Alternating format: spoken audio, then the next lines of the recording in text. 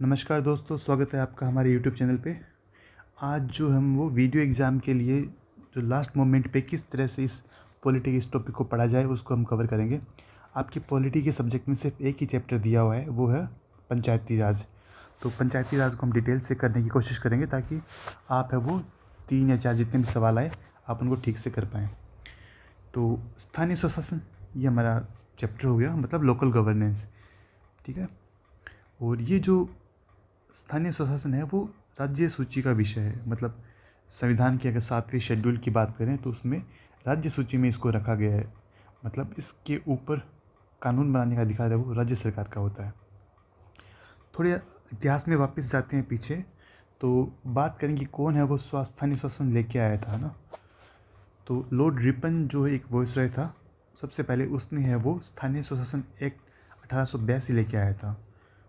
इसलिए उसको हम क्या है वो जनक कहते हैं। भारत में स्थानीय स्वशासन का जनक है वो लॉर्ड रिपन को कहते हैं। बात करें अगर स्वतंत्र भारत की, तो स्वतंत्र भारत में स्थानीय स्वशासन का जनक है वो बलवंत राय मेहता है। क्यों? क्योंकि इनका क्या क्या रोल है वो हम आगे पढ़ेंगे कि इनकी अध्यक्षता में एक है वो कमेटी की गठन किया गया था जिसने बहुत सारी रिकमेंडेशन दी थी स्थानीय स्वशासन की जो पंचायती राज इंस्टीट्यूशंस है उनको स्ट्रॉन्ग बनाने के लिए, ठीक है। और एक जनक जो है वो है आधुनिक भारत में स्थानीय स्वशासन का जनक। तो इसकी अगर बात करें तो राजीव गांधी को बोलते हैं। क्यों बोलते हैं?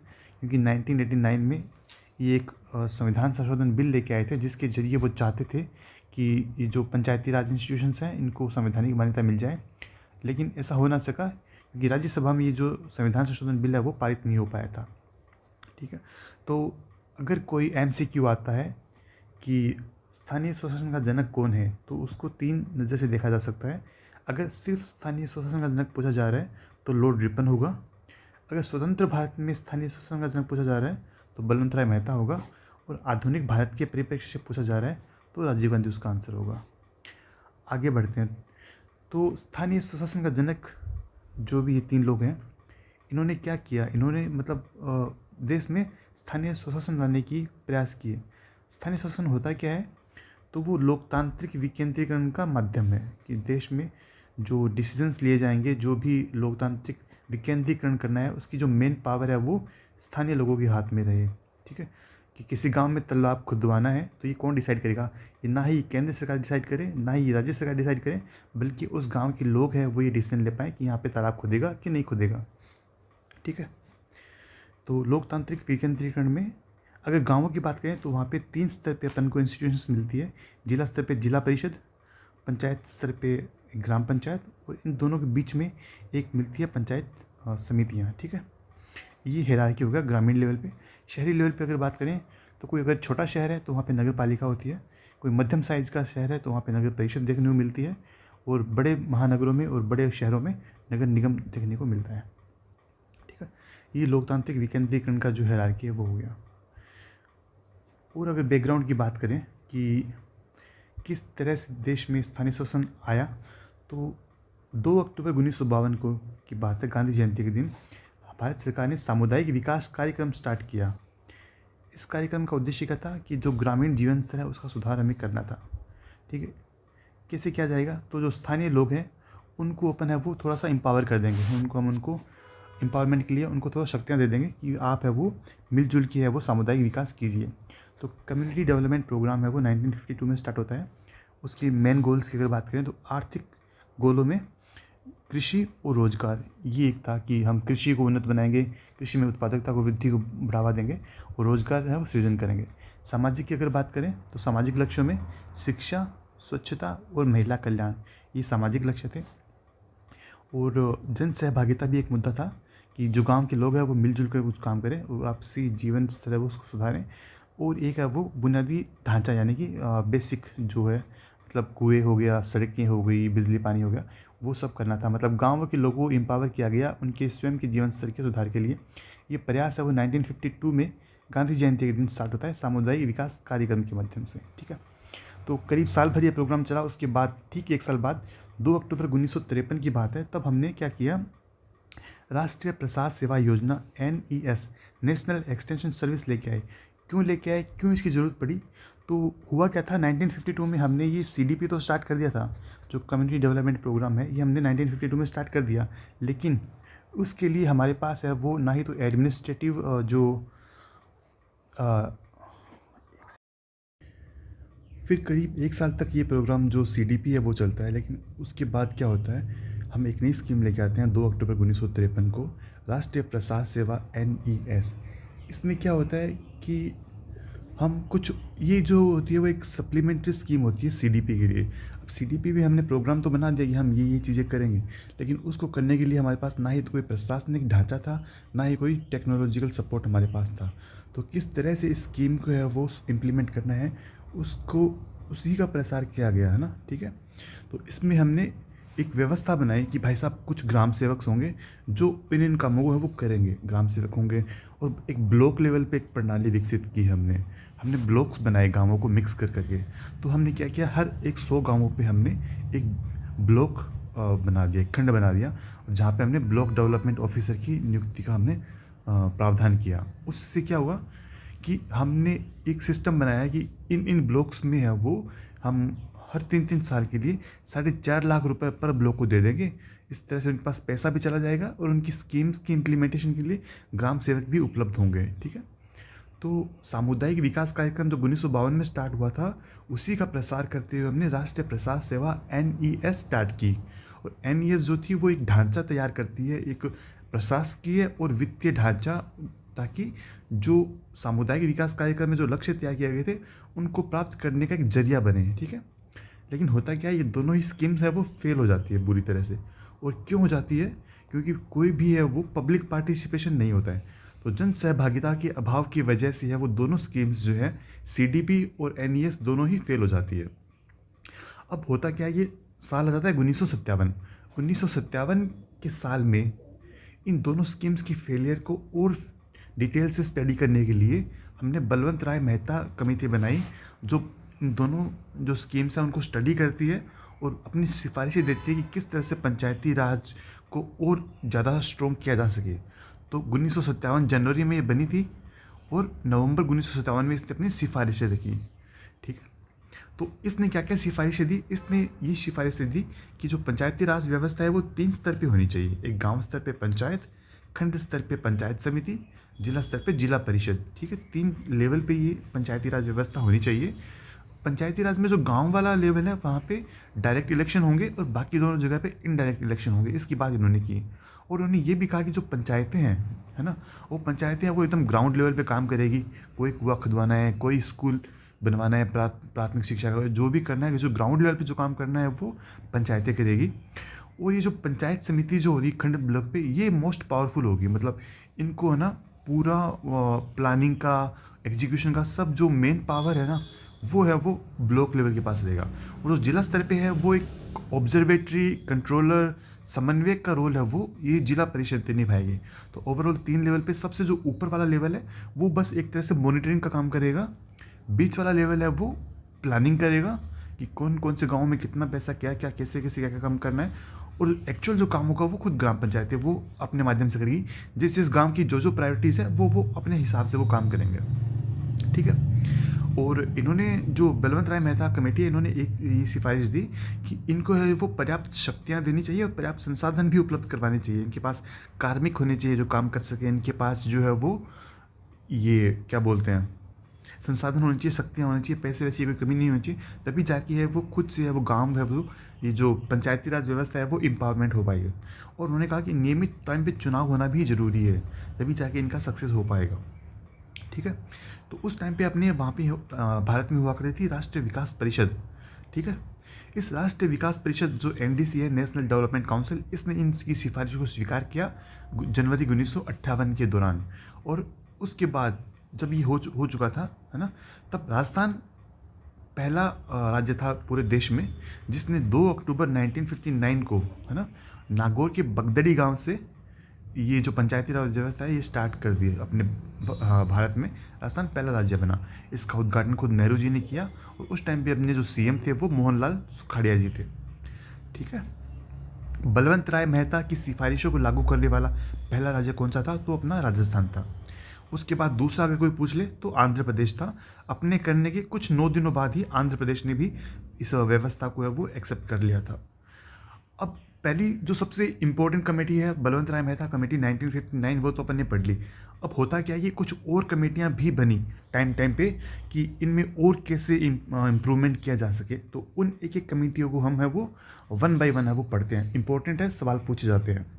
तो एक कमेटी जो बनती है वो 1977 में बनती है, आपातकाल के ठीक आखिरी की टाइम की बात है, और जो 1978 में अपनी रिपोर्ट है वो देती है, अशोक मेहता कमेटी। ठीक है, अब आपातकाल खत्म हो चुका था, इंदिरा गांधी सरकार की बहुत आलोचना हुई थी आपातकाल की वजह से। तो वहाँ पे उसकी आपातकाल के बाद जो नेक्स्ट गवर्नमेंट बनती है वो जनता पार्टी बनती है खूब बहुमत से। जनता पार्टी ने अशोक मेहता कमेटी बनाई कि भाई साहब आप स्टडी करो, बताओ क्या क्या प्रयास करने चाहिए। तो इनकी सिफारिशें जो थी वो ये थी कि पंचायतें जो व्यवस्था है वो 2 स्तर पे ही होनी चाहिए, 3 स्तर की जरूरत है वो नहीं है। उन्होंने कहा 2 स्तर पे कर दो, एक जिला स्तर पे कर दो और एक मंडल पंचायतें बना दो। मंडल पंचायतें मतलब 15-20 गाँवों का समूह है। ठीक है, 15-20 गाँवों का समूह मान लो, या फिर 15 से 20 हज़ार ये पॉपुलेशन मान लो। वहाँ पे आप एक खंड बनाओ और वो ये जो है वो ज़्यादा इफेक्टिवली काम करेगा। इनकी एक सिफारिश तो ये थी कि 2 स्तर पे कर दो। एक इन्होंने कहा कि जो राजनीतिक दल हैं, भाजपा है, कांग्रेस है, उनको भी आप है जो है वो ये प्रोविज़न करो कि वो भी चुनाव लड़ सके, है ना।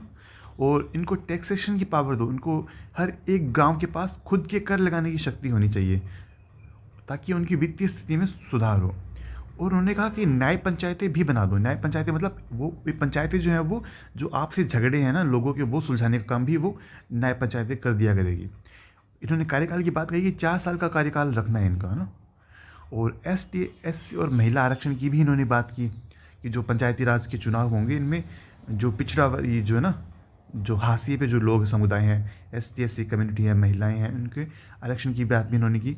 और इन्होंने है वो संवैधानिक मान्यता दिए जाने की भी बात भी कही। ठीक है, अब एक बात हम आगे जाके पढ़ेंगे कि संवैधानिक मान्यता की मांग इन्होंने रखी तो है, लेकिन इनको एकदम पुरजोर तौर से है ना इनको कि भाई साहब सबसे बड़ा काम तो आप यही कर दो। इस बात को आगे जाके एक और कमेटी आती है, LM सिंघवी कमेटी, वो इसको सबसे ज़्यादा है वो जोर डाल के कहती है। तो जब अगर कोई पूछे कि सबसे ज़्यादा प्रमुख तौर पर पंचायती राज संस्थाओं को संवैधानिक मान्यता की बात किसने की, तो LM सिंघवी ने की। यहाँ पे जो अशोक मेहता कमेटी इन्होंने बात तो की थी पर एक पॉइंट रख दिया, बस कोई ज़्यादा जोर इस बात पे नहीं दिया गया। तो ये जो थी वो अपनी अशोक मेहता कमेटी थी। एक और इम्पोर्टेंट ट्रिक मैं आपको बताता हूँ जिससे एक सवाल आपका कभी गलत नहीं होगा कि कितने स्तर पे ये जो व्यवस्थाएं होनी चाहिए ये हम कैसे याद रखें। कोई है वो 2 स्तर कह देता है, कोई है वो 4 स्तर कह देता है, कोई है वो 3 स्तर कह देता है। तो उसकी एक और ट्रिक है कि जो कमेटी बन रही है उसके जो आदमी है, मेन आदमी, उसके नाम में कितने वर्ड हैं उसके हिसाब से वो उतना स्तर की बात करेगा। जैसे बलवंत राय मेहता, 3 नाम हुए ना, बलवंत राय और मेहता, तो वो 3 स्तर पे बात कर रही है। ये सिर्फ याद रखने की पद्धति से है। तो बलवंत राय मेहता है, उसने 3 स्तर की बात की, गाँव, ब्लॉक और जिला। इसी तरह अशोक मेहता, इसके नाम में 2 ही वर्ड आ रहे हैं, तो इसने 2 स्तरीय जो पंचायती राज व्यवस्था है उसकी बात की। ठीक है, अब हुआ क्या, ये जनता पार्टी सरकार बाद में उतना परफॉर्म नहीं की, गिर गई। तो ये सारी जो रिकमेंडेशंस है वो नहीं मानी गई, ये कोई भी इसमें प्रावधान है वो लागू नहीं हुआ। ये बस कमेटी बनी, इसने अपनी रिकमेंडेशन दी और हम इसकी रिकमेंडेशन को पढ़ते हैं क्योंकि इंपॉर्टेंट होता है, बाकी ये लागू है वो नहीं हो पाई थी। ठीक है, अब 2 कमेटियाँ हमने पढ़ ली, बलवंत राय मेहता और अशोक मेहता। तीसरी जो कमेटी बनती है वो बनती है GV राव। ठीक है, GV राव समिति 1985 में बनती है, जो 86 में अपनी रिपोर्ट देती है। ठीक है, ये किसने बनाई, तो ये उस टाइम पे योजना आयोग जो था, प्लानिंग कमीशन, उसने बनाई। अब इसकी जो सबसे ज़्यादा सवाल आता है कि इसने जो स्टडी किया ना, इसने एक तो इसने 4 स्तर बताए। ठीक है, अब 4 स्तर बताए तो बस देखो इसमें 4 नाम हो गए, GV राव, 4 लोग हैं, 4 नाम है ना, मतलब एक ही आदमी है पर 4 नाम इसके, 4 नामों से इसका बना हुआ है, GV राव। तो इसने 4 स्तर की बात की। इसने कहा कि भाई साहब जिला, खंड और पंचायत तो ठीक है, लेकिन एक राज्य स्तर पे भी कुछ व्यवस्था होनी चाहिए पूरे स्टेट लेवल पे। तो स्टेट लेवल पे आप राज्य विकास परिषद का गठन करो। तो राज्य विकास परिषद की गठन की बात है वो कौन करता है, तो वो GV राव समिति करती है। और इसने कहा कि जो ठीक है 4 स्तर की व्यवस्था बन जाएगी, लेकिन सबसे जो इसका मेन पार्ट रहेगा वो जिला परिषद रहेगा। जिला परिषद ही है वो सब कुछ मेन काम करेगी, वो इसकी धुरी होगी, एक्सिस होगा इसका। और इसने कहा कि ये जो जिला विकास आयुक्त की नियुक्ति कर दीजिए आप जिला स्तर पे, जो मॉनिटरिंग करेगा जिला लेवल पे कि कितना काम हुआ, नहीं हुआ, क्यों हुआ, कैसे हुआ। ठीक है, तो जिला विकास आयुक्त के गठन की बात करता है, जिला परिषद को धुरी बताता है, 4 स्तर की बात करता है। सबसे इम्पोर्टेंट जो इसमें है वो इसने एक कमेंट किया था कि भाई साहब इसमें बहुत ज़्यादा है वो ब्यूरोक्रेसी है, बहुत ज़्यादा नौकरशाही है, फाइल पे फाइल चलती रहती है, ऑन पेपर काम होता रहता है पर ग्राउंड लेवल पे कुछ नहीं होता है। तो इसने कहा कि ये जो नौकरशाही बहुत ज़्यादा है और इसलिए जो है ना ये जो व्यवस्थाएं हैं पंचायत, ये सब बिना जड़ की घास है। ठीक है, जड़ विहीन घास बताया किसको? पंचायती राज व्यवस्था को। किसने? GV राव ने। तो इसको याद करने का है कि जड़ जिला 4 RVP, ये याद कर लो आप। ठीक है, तो जड़ मतलब बिना जड़ की घास, जिला मतलब जिला परिषद को धुरी बताया, और 4 मतलब 4 स्तर बताए, और RVP मतलब राज्य विकास परिषद की बात इन्होंने है वो की। आगे बढ़ते हैं। एक और समिति बनती है एलम सिंघवी समिति। ठीक है, तो इनको हम पुनरुत्थान समिति भी कहते हैं। इस समिति ने ठीक 1 साल बाद, जब इसने अपनी रिपोर्ट दी, करीब करीब उसी साल है वो, या 1 साल बाद कह दो, इसने अपनी है वो, इसको बनाया गया और 1989 में इसने अपनी रिपोर्ट दी। ठीक है, और इसने जो अपनी रिपोर्ट दी, तो पहली बात तो इसको बनाया किसने? तो राजीव गांधी सरकार उस टाइम पे आ गई थी, तो राजीव गांधी सरकार ने इसको बनाया, और राजीव गांधी सरकार ने इसकी रिकमेंडेशन पे बेस्ड है वो 64th कॉन्स्टिट्यूशनल अमेंडमेंट बिल वो लेके आए। ठीक है, कि भाई साहब ये जो बातें बता रहे हैं उसको हम लागू करना चाहते हैं संविधान संशोधन के माध्यम से, लेकिन होता क्या है कि जो राज्यसभा है जो है वो इस बिल को है वो रिजेक्ट कर देती है, इसकी वजह से ये भी कोई लागू नहीं हो पाता। चलो रिकमेंडेशन पढ़ते हैं। इसने क्या कहा? इसने कहा कि ये जो पंचायती राज व्यवस्था है इनको आप संवैधानिक मान्यता दे दीजिए। जब तक आप इन व्यवस्था को संविधान में नहीं रखोगे कुछ भी होने वाला है नहीं, है ना। तो संवैधानिक मान्यता पे सबसे ज़्यादा जोर डालते हुए किसी ने इसकी बात की तो एलम सिंघवी ने की। इन्होंने न्याय पंचायतों की आवश्यकताओं को दोहराया। इन्होंने कहा कि जो ग्राम सभाएं हैं ना, ग्राम सभा मतलब किसी भी गांव में जितने भी रजिस्टर्ड वोटर्स है उनकी जो मीटिंग्स होती है वो ग्राम सभा होती है। ग्राम सभा जो है वो प्रत्यक्ष लोकतंत्र की आत्मा है। ये सवाल पूछा जाता है कि प्रत्यक्ष लोकतंत्र की आत्मा है वो ग्राम सभा को किसने बताया? तो एलम सिंघवी ने बताया। और एक बात इन्होंने न्यायिक अधिकरण की बात की कि अगर कोई सवाल उठता है कि क्या पंच का चुनाव सही से हुआ है, क्या सरपंच का चुनाव सही से हुआ है, तो उसको एड्रेस करने के लिए वो केस है वो कोर्ट में नहीं जाके वो न्यायिक अधिकरण में चले जाएं। और इन्होंने कहा कि इनको अतिरिक्त वित्तीय सहायता है वो भी है वो उपलब्ध है, वो करवाई जाए। ये बातें थी एलम सिंघवी की, रिकमेंडेशंस थी। कुछ भी लागू नहीं हो पाया क्योंकि ये जो बिल है वो कॉन्स्टिट्यूशन अमेंडमेंट वाला रिजेक्ट हो जाता है। लेकिन चूंकि राजीव गांधी ने प्रयास किए थे अपने स्तर पे, समिति बनवाई है ना, उनकी जो इच्छा थी मन से कि ऐसा कुछ हो, इसलिए राजीव गांधी को हम कहते हैं कि आधुनिक भारत का है वो पंचायती राज व्यवस्था का जनक कहते हैं। ठीक है, जो अपन पहले पढ़ चुके हैं। बात करते हैं अगली कमेटी की, तो वो थी PK Thungon committee. PK Thungon committee क्या कहती है? इसने भी कुछ रिकमेंडेशन दी। इन्होंने 1988 में बनी, पहली बात तो ये। अगली बात, इन्होंने भी कुछ बातें दोहराई कि इन्होंने भी कहा कि संवैधानिक मान्यता की बहुत ज़्यादा ज़रूरत है। इन्होंने कहा कि भाई साहब 3 स्तर पे कर दो। देखो 3 स्तर पे आ रहा है ना, तो मतलब PK थुंगन 3 वर्ड हो गए, तो 3 स्तर पे इन्होंने बात की। इन्होंने कहा कार्यकाल है वो 5 साल का कर दीजिए, है ना, 5-5 साल में इनका चुनाव कराइए। और ST/SC महिला को आरक्षण की इन्होंने बात की। इन्होंने कहा कि राज्य वित्त आयोग जैसा कुछ बना दीजिए। वो क्या करेगा? वो बताएगा कि राज्य सरकारें जो है वो इनको कितना पैसा है वो देगी। तो एक अगर डेडिकेटेड कोई वित्त आयोग होगा वो बता देगा कि इतना पैसा है वो इनको चाहिए, इससे उनको है जो थोड़ा वित्तीय सहायता है वो इनकी सुदृढ़ होगी। और इन्होंने कहा कि आप विषय है वो सूचीबद्ध कर दीजिए, है ना, कि ये टॉपिक्स हैं, इन पे है वो पंचायतें वो अपना कानून बना सकती है, अपने नियम बना सकती है। ठीक है, तो उनका क्रियान्वयन है वो सिर्फ और सिर्फ पंचायतें किया करेगी। और ये जो आप विषय लिस्ट कर रहे हो ना कि ये 6 सब्जेक्ट हो गए, उसको आप संघ सूची में रख दीजिए। ठीक है, मतलब ये सब करने का अधिकार है वो आप सेंट्रल गवर्नमेंट को दे दीजिए। और एक इन्होंने जिला योजना समिति की बात की, डिस्ट्रिक्ट प्लानिंग कमेटी की। डिस्ट्रिक्ट प्लानिंग कमेटी का प्रावधान भी कर दीजिए जो जिला स्तर पर मॉनिटरिंग और समन्वय का काम है वो करेगी। थुंगन कमेटी की बात आती है VN Gadgil committee. VN Gadgil 3 word हुए, तो इन्होंने भी है वो 3 स्तर की बात की, संवैधानिक मान्यताओं की बात की, कार्यकाल 5 साल बताया, ST/SC महिला आरक्षण की बात की, राज्य वित्त आयोग की बात की, जिला योजना समिति की भी बात की। इन्होंने जो नई बातें की वो उन्होंने पहली बात तो ये बताई कि राज्य निर्वाचन आयोग भी बना दीजिए जो चुनाव करवाएगा, है ना। उससे पहले कौन चुनाव करवाता था? सरकारें चुनाव करवाया करती थी, है ना। यहाँ पे राज्य निर्वाचन आयोग ने चुनाव करवाने की रिकमेंडेशन दी। और सभी स्तरों पे है आप डायरेक्ट इलेक्शन करवा दीजिए, चाहे वो सरपंच का चुनाव हो, चाहे वो पंचायत समिति प्रधान का चुनाव हो, चाहे वो जिला प्रमुख का चुनाव हो, सभी लेवल पे, सभी 3 लेवल पे हम प्रत्यक्ष चुनाव की बात की। निर्वाचन आयोग और प्रत्यक्ष, ये जो है वो इसकी स्पेसिफिक बातें थी VN गाडगिल की। ठीक है। अब अगर सीक्वेंस की बात करें कौन सी पहले बनी, तो सबसे पहले बनती है वो बलवंत राय मेहता कमेटी बनती है। उसके बाद अशोक मेहता कमेटी बनती है। ठीक है, 2 कमेटियाँ ये बन गई। फिर तीसरी समिति बनती है वो बनती है BAGLPG। इससे आपको है वो याद रखना है, बलवंत राय मेहता, फिर अशोक मेहता कमेटी, फिर तीसरी जो कमेटी है वो है GVK Rao, LM Singhvi, PK Thungon और VN गॉडगिल। ओके, बागल PG। इस तरह से आप उसको याद रख सकते हो। समितियाँ हमने पढ़ ली। समितियों पर ये जो समितियाँ बन रही थी वो राष्ट्रीय स्तर पर बन रही थी। जो केंद्र सरकार है या परियोजना आयोग है वो इन कमेटियों को बना रहा था। हमने एज ए स्टेट राजस्थान ने भी कुछ प्रावधान किए कि राजस्थान में क्या क्या चल रहा था उस टाइम पे। तो राजस्थान में 1953 में ही एक एक्ट आ गया था, राजस्थान पंचायती राज एक्ट 1953, जो हमने 1 जनवरी 1954 से उसको लागू किया था। कोई स्तर नहीं था, कोई भी उसमें 3 लेवल नहीं थे, बस हमने एक्ट ला के रख दिया था। क्यों ला के रख दिया था कि उस टाइम पे नेशनल लेवल पे कम्युनिटी डेवलपमेंट प्रोग्राम की बात हो रही थी। तो हमने कहा कि भाई साहब इसको लागू करने के लिए हम ये एक्ट लेके आ रहे हैं कि जो जो CDP के प्रावधान है उसको हम इस एक्ट के माध्यम से लागू करेंगे। पहली बात तो ये। फिर जब यहाँ पे कोई स्तर वगैरह तो था नहीं यहाँ पे ना कि कितने स्तर होंगे कैसे होंगे, तो इसको और रिफाइन करने के लिए और इसमें इम्प्रूवमेंट करने के लिए राजस्थान पंचायत समिति एंड जिला परिषद एक्ट 1959 आता है। ठीक है, ये एक्ट क्या कहता है? इस एक्ट के माध्यम से हमने पहली बार 1960 के साल में पहली बार पंचायती राज इलेक्शन चुनाव करवाया।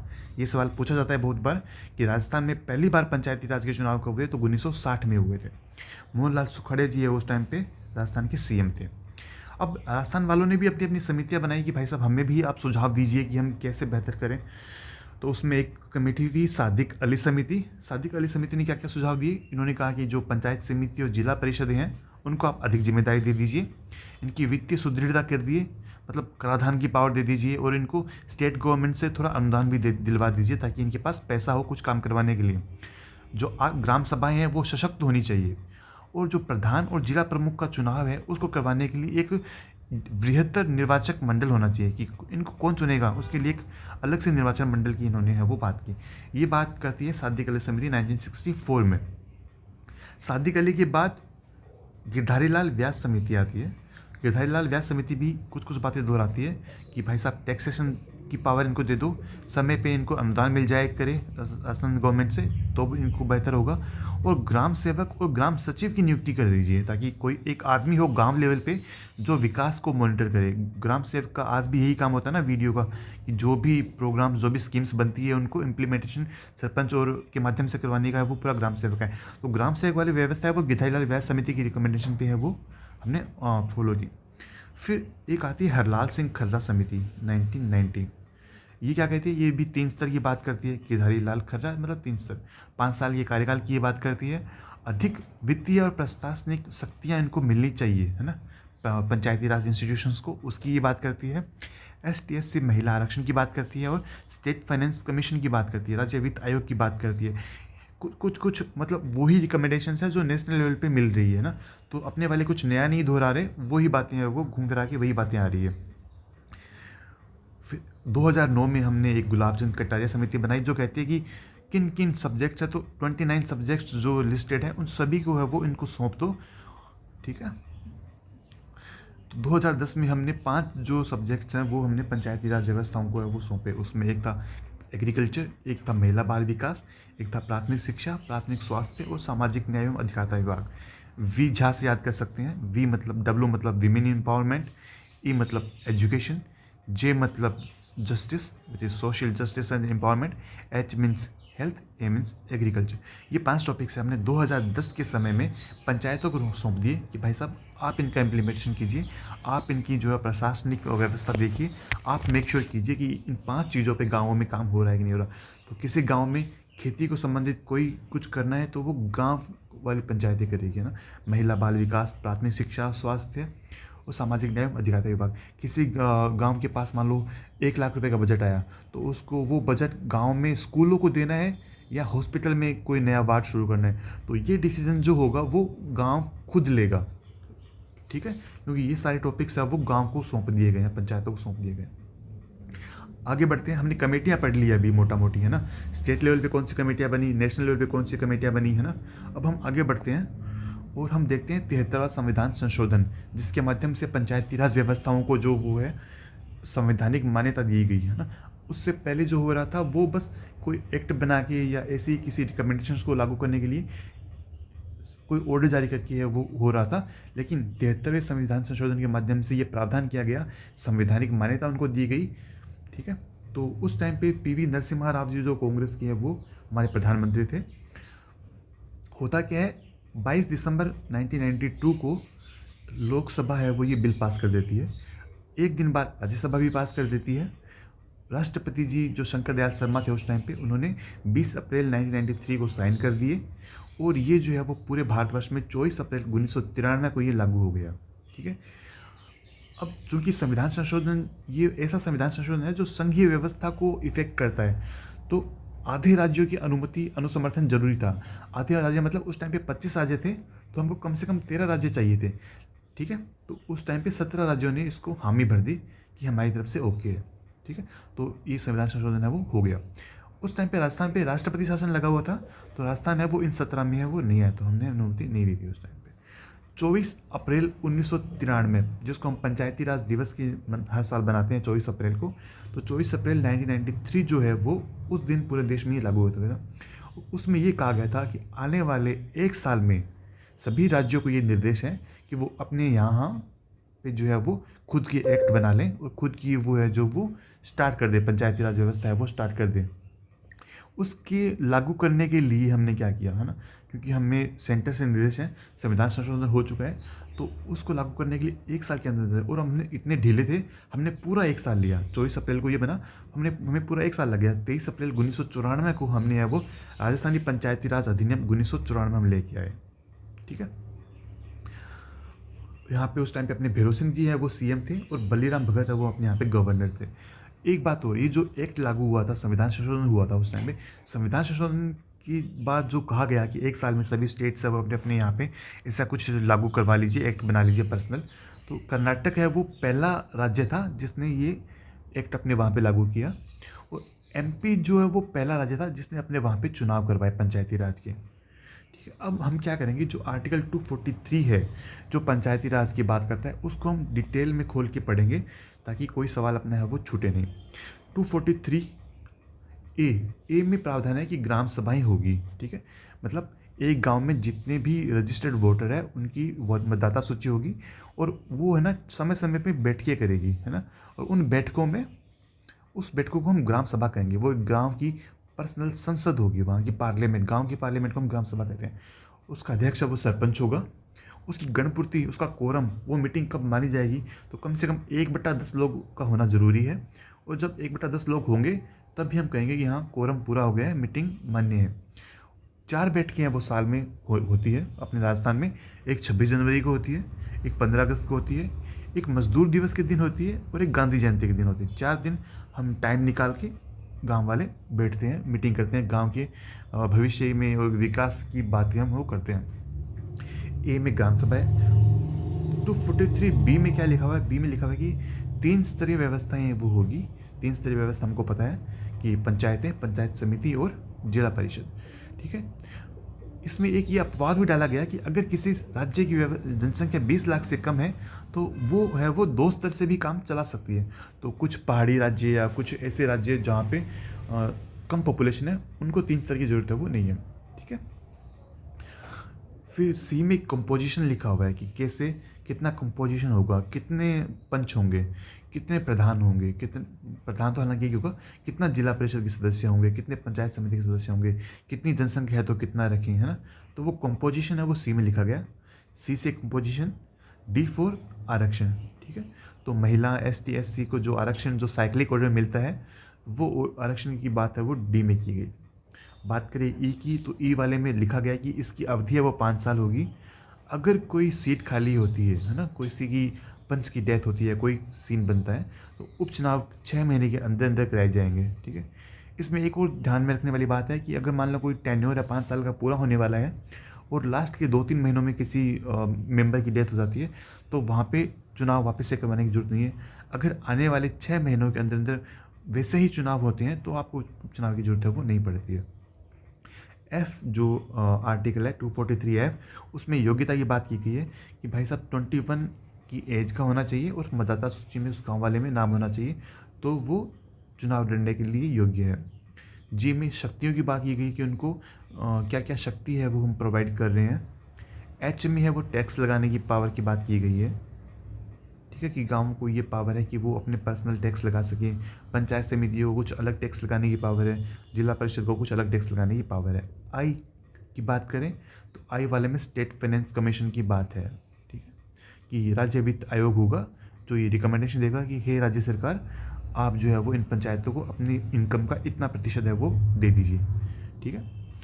जे की बात करें तो जे में है ऑडिटिंग की बात की गई है कि इनके जो खाते वाते होंगे उन सब की जांच है वो की जाएगी। के सब सेक्शन है, के में स्टेट इलेक्शन कमीशन की बात है। एक चुनाव आयोग होगा जो ये बताएगा कि कब चुनाव होने हैं, कौन चुनाव करवाएगा, तो SEC स्टेट इलेक्शन कमीशन है वो चुनाव करवाता है। एल में कहा गया है कि जो यूटी है ना, यूटी में लागू होगा कि नहीं होगा उसको है वो उसके निर्देश राष्ट्रपति जारी करेगा। वर्तमान में किसी भी यूटी में ग्राम पंचायत जैसी कोई व्यवस्था है वो नहीं है। एम सब सेक्शन के माध्यम से हमने कुछ कुछ जगहें टाल दी कि यहाँ पे अभी पंचायती राज व्यवस्थाओं की जरूरत है वो नहीं है, या है तो वहाँ पे कुछ एडिशनल कुछ एक्स्ट्रा नियम बने हुए हैं। जैसे इस एम के ही अंदर और पार्टिसिपेशन है, M1 है पार्टीशन है, M2 पार्टीशन है, M3 पार्टीशन है। M1 में कहा गया है कि जो जो 5वीं अनुसूची के राज्य है ना, 5वीं अनुसूची में हमने कुछ 10 राज्य रख दिए कि इन 10 राज्यों में कुछ अलग प्रावधान किए जाएंगे, है ना। ये वो है जो ट्राइबल स्टेट्स हैं जहाँ पे जनजातियाँ रहती है, तो जनजातियाँ जहाँ रहती है उनके लिए अलग अलग प्रावधान हमने कर दिए। इन 10 राज्यों में कौन कौन से 10 राज्य हैं उनके बारे में हम पढ़ेंगे और क्या क्या प्रावधान है वो भी हम पढ़ेंगे। M2 में लिखा गया है कि जो 6th शेड्यूल में जो स्टेट्स आती है ना, जो मेघालय हो गया, आसाम, त्रिपुरा, मिजोरम, इसके लिए अलग से प्रावधान उन्होंने रखे।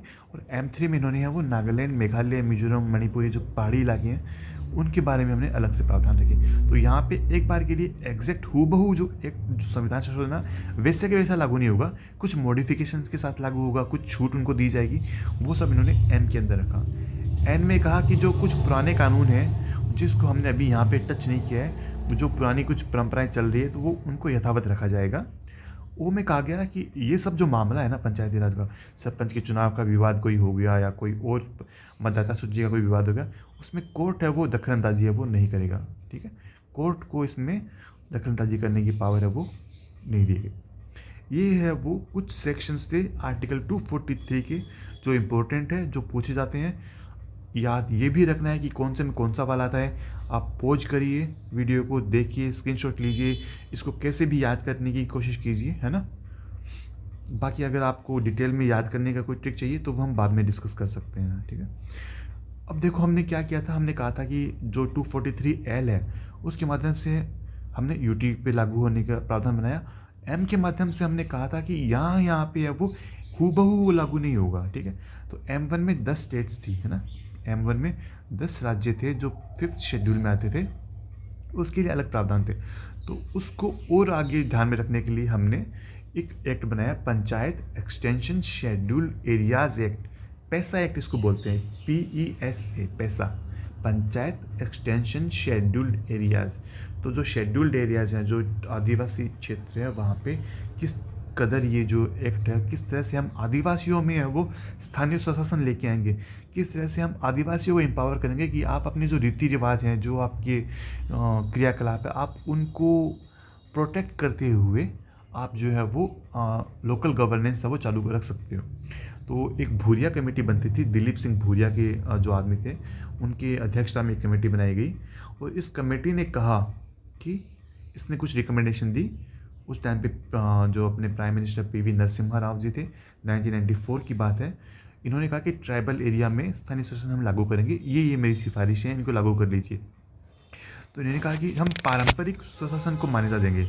पारंपरिक स्वशासन मतलब कि जो उनकी मान्यता है कि जो कुनबे का जो हेड है वो ये कहलाएगा, इसकी हम सारी बातें मानेंगे।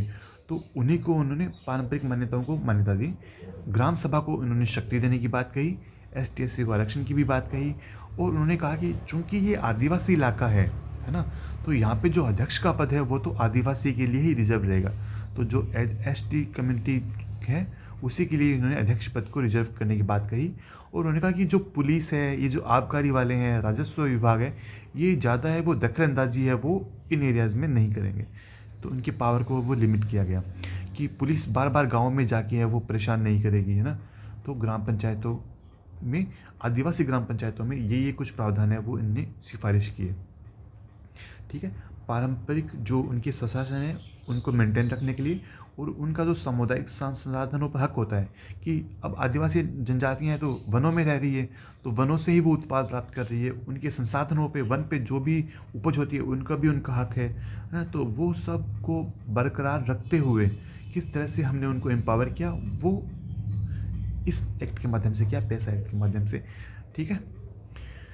अब जो 10 जिलों की हम बात करते हैं ना कि कौन कौन से 10 ज़िले हैं जहाँ पे ये पैसा एक्ट लागू है, तो उसमें इसको हम याद करने की कोशिश करते हैं। एक तो है आंध्र प्रदेश और तेलंगाना, वहाँ पे आदिवासी जनजातियाँ रहती है। तो एक तो आंध्र प्रदेश और उसी से टूट के बना हुआ तेलंगाना, दो तो अपन को एक साथ याद हो जाएंगे। उसके बाद महाराष्ट्र, गुजरात, राजस्थान और हिमाचल, ये 4 स्टेट एक साथ याद कर सकते हैं।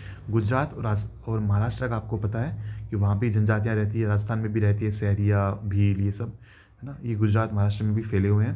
साथ साथ हिमाचल में भी उनके अलग ट्राइबल रिचुअल्स हैं, वो वाले हो गए।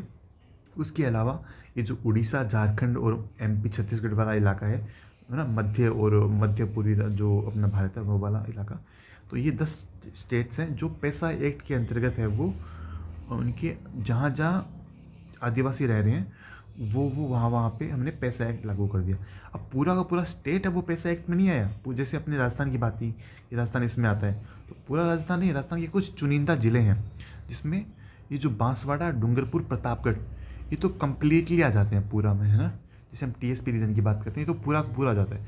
और जो आंशिक रूप, जो पार्शली जो आता है वो उदयपुर, अपना राजसमंद, पाली, चित्तौड़गढ़ और सिरोही, ये ज़िले आते हैं।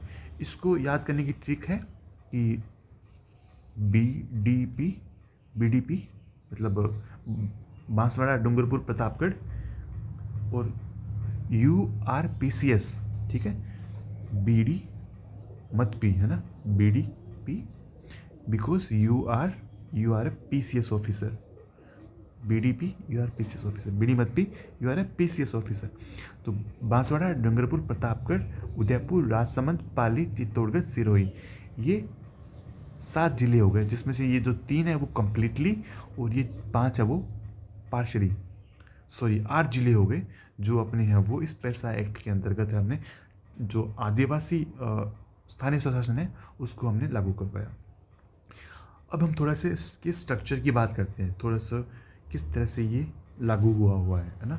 नॉर्मल एरियाज में हम पैसा एक्ट से बाहर आके एक ओवरऑल होलिस्टिक अपन इस पंचायती व्यवस्था को पढ़ने की बात करते हैं कि निर्वाचन क्षेत्र की अगर बात करें, है ना, तो अगर किसी गांव पंचायत में 3000 की जनसंख्या है तो वहाँ पे 9 वार्ड होंगे। ठीक है। अगर 3000 की जनसंख्या है तो 9 वार्ड होंगे, और 3000 से ज़्यादा जनसंख्या है तो जैसे हज़ार से जनसंख्या बढ़ेगी वैसे वैसे 2-2 वार्ड बढ़ते जाएंगे। ठीक है। हमने माना कि कोई ग्राम पंचायत होगी उसमें 3000 तक की पॉपुलेशन हो सकती है, और उस 3000 की पॉपुलेशन के पीछे हम 9 वार्ड रख देंगे, और अगर ज़्यादा पॉपुलेशन है तो हर 1000 बढ़ती जनसंख्या पे 2-2 एक्स्ट्रा वार्ड हो जाएंगे। तो ये गाँवों में कितने निर्वाचन क्षेत्र होंगे, कितने वार्ड होंगे, कितने पंच बनेंगे, उसकी व्यवस्था की ये बात की गई है। इसके साइज़ की अगर बात करो तो 1+9, 1 सरपंच और 9 पंच। गाँवों में अधिकारी कौन होगा, तो VDO साहब हैं जो विलेज लेवल डेवलपमेंट ऑफिसर है वो होंगे, जिनको हम ग्राम विकास अधिकारी, जैसे एग्ज़ाम के लिए आप जा रहे हो वो वाला। ठीक है। और इसके कुछ है वो पदेन सदस्य भी होते हैं ना, एक्स ऑफिशियो मेंबर्स। तो VDO साहब हैं, चाहे वो किसी भी ज़िले के हो, चाहे वो भरतपुर का VDO प्रतापगढ़ में लगा हो कोई, तो वो VDO है वो बाय डिफ़ॉल्ट है वो उस ग्राम पंचायत का पदेन सदस्य बन जाता है, जिसकी अगर पोस्टिंग उस गांव पंचायत में है। तो उसी तरह अगर कोई जिला परिषद का सदस्य है ना, जिला परिषद का सदस्य वो उस गांव से रहता है, उस गांव का निवासी है, तो वो भी वहाँ का हो गया। और पंचायत समिति का सदस्य, ये सब है वो ग्राम पंचायतों के पदेन सदस्य होते हैं। ये वहाँ की पंचायतों में भाग लेते हैं, मीटिंग्स में वोट देते हैं, है ना, काम करते हैं सब, तो उनका होता है। हाँ, एक बात यहाँ पे याद रखने वाली है जो कोई नहीं आपको बताएगा, वो बताता हूँ कि अगर सरपंच उप सरपंच को हटाने का कोई मुद्दा है जिस पे वोटिंग हो रही है, उस टाइम पे इनको वोट देने का पावर है वो नहीं होता है। बाकी सब मीटिंग में ये लोग वोट देते हैं। ठीक है, महीने में 2 बार इनकी मीटिंग्स होती है। और कोरम जो गणपूर्ति के लिए मीटिंग होने के लिए 1/3 गणपूर्ति आपको चाहिए। याद रखिए, ग्राम सभा की बात करें तो ग्राम सभा में 1/10 कोरम था। पंचायत की बात करें तो पंचायत में 1/3 कोरम है। पंचायत की बात करें तो सिर्फ पंच, सरपंच और पदेन सदस्य, ये 15-20 जो लोग जितने इकट्ठे हो जाएंगे, मतलब 9 + 2 11 तो ये हो गए, प्लस कुछ एक्स पदेन सदस्य, तो इन 15 में से जो, मतलब मोटा मोटी बता रहा हूँ कि ये सिर्फ यही होंगे, पंच, सरपंच प्लस ये एक्स ऑफिशियल मेंबर्स। ये महीने में 2 बार बैठ के बात करेंगे और इसमें से 1/3 कोरम होना जरूरी है। ग्राम सभा की बात करें तो ग्राम सभा में हर एक जो मतदाता है, हर एक जो गांव का निवासी है वो आ जाएगा। अब सब इकट्ठा होंगे नहीं, गांव में किसी को टाइम नहीं होगा, तो उसमें हमने कोरम 1/10 रख दिया। ठीक है, यहाँ पे चूँकि सब जिम्मेदार लोग हैं, पढ़े लिखे लोग हैं, सब ऑफिशियल्स लोग हैं, तो यहाँ पे 1/3 कोरम की आना जरूरी है। 1/3 यहाँ पे गणपूर्ति रखें। इसी क्रम में हम पंचायत समिति की बात करें तो पंचायत समिति में कितने सदस्य होंगे ये वहाँ की पॉपुलेशन डिसाइड करती है। 1 लाख तक की पॉपुलेशन है तो 15 लोग होंगे। और अगर 15 हज़ार से और ज़्यादा जनसंख्या बढ़ती जा रही है तो 2 सीट्स है वो और बढ़ जाएगी। तो याद रखिएगा, 1 लाख तक पॉपुलेशन पे 15 पंचायत समिति सदस्य बनेंगे, और अधिक पॉपुलेशन है तो हर बढ़ती 15,000 पे 2 और सदस्य। ठीक है, साइज़ की अगर बात करें तो 15 सदस्य होंगे जो आपस में ही खुद में से एक प्रधान का भी चुनाव कर लेंगे। ठीक है, इसका यहाँ पे जो अधिकारी होगा वो ब्लॉक डेवलपमेंट ऑफिसर, खंड विकास अधिकारी होगा, जो आपका सुपरवाइज करेगा। वीडियो को सुपरवाइज कौन करता है? वीडियो साहब करते हैं। ठीक है, तो और इसके पदेन सदस्य की बात करें ना पंचायत समिति, तो वीडियो साहब खुद हो गए। कोई एमएलए या एमपी अगर वो उस पंचायत समिति से बिलोंग करता है तो वो हो गया। और उस पंचायत समिति में जितने भी ग्राम पंचायत आती हैं सबके सरपंच भी आके वहाँ पे वोटिंग करते हैं, बात करते हैं। और उसी तरह से जिला परिषद के सदस्य, ये सब जो है वो इसके एक्स ऑफिशियल मेंबर्स हो गए। महीने में 1 बार इनको बैठ के मीटिंग करना जरूरी होता है। ठीक है, और इसके कोरम भी 1/3 है। ये हमने पढ़ा पंचायत समिति लेवल पे। ठीक है, जो बीच की जो संरचना है दोनों के बीच की, वो वाली बात। अगला हम पढ़ते हैं जिला परिषद। तो जिला परिषद जो वो है, उसमें कितने पद होंगे, कितनी सीटें होंगी? तो 4 लाख की अगर जनसंख्या है उस जिले परिषद की तो 17 सीटें होगी। और अधिक जनसंख्या है तो हर बढ़ती 1 लाख पे 2 एक्स्ट्रा सीटें बढ़ जाएगी। टोटल आकार की अगर बात करें तो 17 सदस्यों का आकार होता है। यहाँ पे जो CEO साहब होते हैं वो अपने अधिकारी होते हैं। एक्स ऑफिशियल मेंबर्स की बात करें तो खुद CEO साहब, MLA MP अगर उस जिले प्रमुख उस जिला परिषद में अगर आते हैं तो वो वाले, प्लस प्रधान साहब सारे पंचायत समिति वाले, और एक जिला कलेक्टर साहब, ये सब मिलके है वो जिला परिषद की मीटिंग का वो करते हैं। ये है ना, ये प्लस जो सदस्य वगैरह लोग हैं ना पंचायत समिति, वो जिला परिषद वाले, वो सब मिलके, है ना। तो ये हो गया अपना। चलो आगे बढ़ते हैं। ठीक है, आगे बढ़ने पे हम देखते हैं कि इनकी मीटिंग अब 3 महीने में 1 बार होती है। इसका कोरम है 1/3 होता है। हाँ, अब मान लो चुनाव हो गए तो इनको शपथ कौन दिलाएगा? तो जो ग्राम पंचायत वाला लेवल है जहाँ पे सरपंच, उप सरपंच, पंच लोग हैं, उनको शपथ है वो रिटर्निंग जो ऑफिसर है, जो चुनाव करवाता है, पीठासीन अधिकारी होता है, वो उनको शपथ दिलवा देता है। लेकिन जो प्रधान, उप प्रधान और पंचायत समिति वाला लेवल है, वहाँ पे शपथ कौन दिलाएगा? वहाँ पे जो SDM होगा ना, उपखंड अधिकारी, वो उनको शपथ दिलाएगा। और प्रमुख, उप प्रमुख और जिला परिषद जो है, जिला परिषद वाले सदस्य हैं, उनको शपथ है वो जिला कलेक्टर साहब खुद दिलवाते हैं। ठीक है, अब बात करें त्याग पत्र की। अगर उनको रिज़ाइन करना है ना, कि उनको काम करने का मन नहीं है, कुछ और करना चाहते हैं, त्याग पत्र किसको दें? तो याद रखिएगा, पंच, उप सरपंच और सरपंच, मतलब जो ग्राम पंचायत वाले जो मेंबर लोग हैं, वो BDO साहब को अपना त्याग पत्र सौंपेंगे। उप प्रधान और पंचायत समिति के सारे सदस्य हैं, वो अपने ही ऑफिस में जो प्रधान जी नियुक्त है उनको सौंप देंगे। इनको कहीं जाने की जरूरत नहीं है। उप प्रधान और पंचायत समिति के सदस्य हैं वो प्रधान को दे देंगे, लेकिन प्रधान जी और जिला परिषद के उप प्रमुख और जिला परिषद के सदस्य, ये तीनों हैं वो जिला प्रमुख को सौंपेंगे ना। ठीक है, त्याग पत्र। और जिला प्रमुख खुद जो है वो संभागीय आयुक्त जो होता है ना डिवीजन लेवल पे, उसको सौंपेंगे। कलेक्टर से भी बड़ा पद है, उसको वो जिला प्रमुख अपना त्याग पत्र सौंपता है। ये हो गया कि कौन शपथ दिलाएगा और किसको त्याग पत्र है वो दिया जाएगा। आगे हम इतना ही अपना जो सिलेबस था हमने एक एक पॉइंट को डिटेल में पढ़ने की कोशिश की है। हमने कोशिश की है कि कुछ भी नहीं छूटे। हमने स्ट्रक्चर पढ़ा, हमने समितियाँ पढ़ी, हमने पैसा एक्ट पढ़ा, हमने कॉन्स्टिट्यूशनल अमेंडमेंट पढ़ा।